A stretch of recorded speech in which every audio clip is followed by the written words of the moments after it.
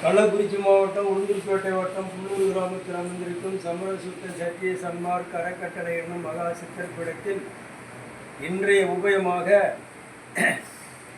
நம் மங்களம்பேட்டையைச் சேர்ந்த வரதராஜ் ஜவுளி கடை முதலாளி ஐயா ரங்கநாதன் ஐயா அவர்களுடைய பிறந்த நாளை முன்னிட்டு இன்று மக்களுக்கு அறுசுவையோடு அன்போடு உணவளிக்கின்றார்கள். மேலும் அவர்கள் எங்கே கருணை இயற்கையில் உள்ளன அங்கே விளங்கிட அருட்பெருஞ்சோதி என்று சொல்லுவார் வள்ளல் பெருமான்.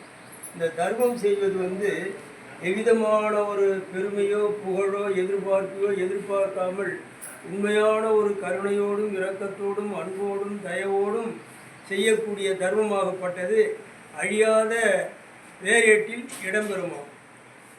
முற்பிறவில் செய்த தர்மம்தான் இந்த பிறவில் நமக்கு உடம்பாகவும் வாழ்க்கையாகவும் அமைகிறது. இது சத்தியமான உண்மை. இதில் எந்த தவறும் கிடையாது.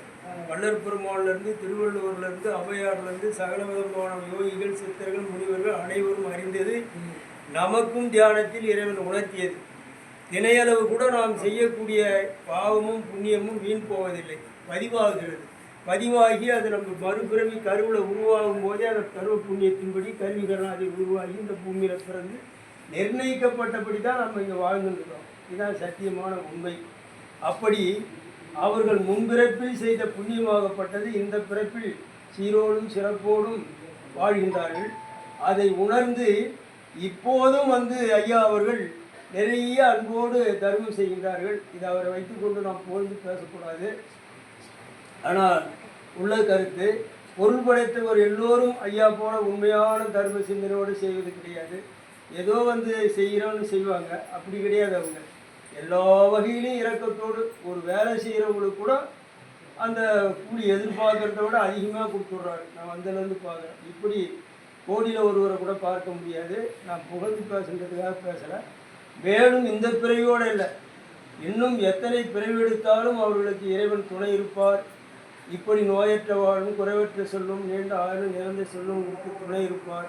நல்ல சிறப்போடு நலமோடு வளமோடு வாழ்வார் என்பது இறைவனால் எனக்கு உணர்த்தப்பட்டது.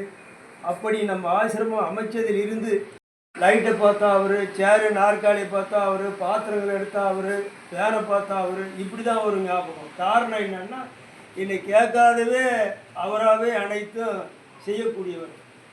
அவர் கேட்டு செய்கிறதில்லை. இங்கே என்ன தேவையோ அவராக அனுப்பி விடுவார்கள். ஒரு ஆச்சரியமாக இருக்கும்.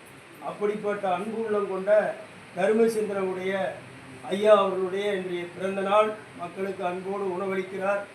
வயிற்று பசியால் வாடிடும் ஜீவர்களுக்கு தேடிய உணவளித்து தெளிவு செய்வோருக்கு கூடிடும் சுகங்கள் குளிர்ந்திடும் செல்வம் நாடிடும் பேருங்கள் நல்குமே நற்கதி என்ற பெரியோரின் வாக்குப்படியும் காகம் கரைந்து அழைத்ததன் நிலத்தோடு கலந்துண்டு மகிழ்வது போல் நலிந்தோரை வழிந்து அழைத்து நயந்து பேசி உணவளித்து உபசரித்து உள்ளம் மகிழ்வோரை போற்றி போடுவார்கள் பொருளுலக வாசிகளும் வாழ்த்தி வணங்குவார்கள் வானுலக தேவர்களும் அருட்பெருஞ்சோதி ஆண்டவரின் அருளை பெற்று அழியாத பேரின்ப உலகடைவார் இது சத்தியமே என்ற பெரியோர்களின் வாக்குப்படியும் பழமரங்கள் வைத்தல் பசித்தோருக்கு அமுதளித்தல் அன்னசத்திரங்கட்டல் அருந்தி நீர் குளவட்டல் ஆற்று நீர் அற்றாலும் ஊற்று நீர் சுரப்பது போல் முக்திக்கு வித்தாகும்படி இந்த தர்மங்கள் பூரா பதிவாகும்.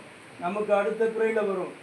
எப்போது நம்ம அதிக தர்மம் செய்து புண்ணிய உலகத்தை நம்ம தேடுறோமோ நம்ம ஆன்மா பிரிஞ்சு சோழ சரீரத்தை விட்டு போகும்போது ஒளி உலகத்திலிருந்து தேவகுமாரர்கள் தேவஈசை முழங்க நம்ம ஆன்மாவை அழைச்சி போவாங்க பேரின்ப உலகத்துக்கு. இதெல்லாம் உண்மை.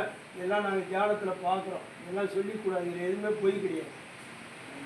அப்படிப்பட்ட பேரின்ப அண்டங்கள் நிறைய இருக்குது. இது சிற்றின்ப அண்டங்கள், பேரின்ப அண்டங்கள். இந்த தர்மம் செய்கிறவங்கெல்லாம் அந்த பேரின்ப அண்டத்துக்கு போவாங்க. அப்படிப்பட்ட அருளை பெற்று அவர் பலகாலம் பேரின்ப உலகை அடைந்து நலம் பெற வேண்டும் என்று இறைவனை பிரார்த்தனை செய்து கொள்கிறோம். ஓம் சங்கரலிங்காய நமக. ஓம் சங்கரலிங்காய நமக. ஐயாவுடன் அவர்களுடைய துணைவியார் புண்ணியம் செய்தவருக்கு திடமான உடம்பு, தெளிவான அறிவு, குணமான மனைவி, குறிப்பறிந்து நடக்கிற பிள்ளை, தொட்டது தொடங்கும் இட்டது விளங்கும். இது ஔவையார் வாக்கு. புண்ணியம் செஞ்சவங்களுக்கு கருவில் உருவாகும் போதே இந்த கருவிகரணாதிகள் திடமாக அமையுமா, நோய் நொடி இல்லாத குணமான மனைவி கிடைக்குமா, குறிப்பறிந்து நடக்கிற பிள்ளைகள் பிறக்குமா, தொட்டது தொடங்குமா இட்டது விளங்குமா. இது புண்ணியத்துக்கு அறிகுறி. அப்படி புண்ணியமே இல்லாத தர்மமே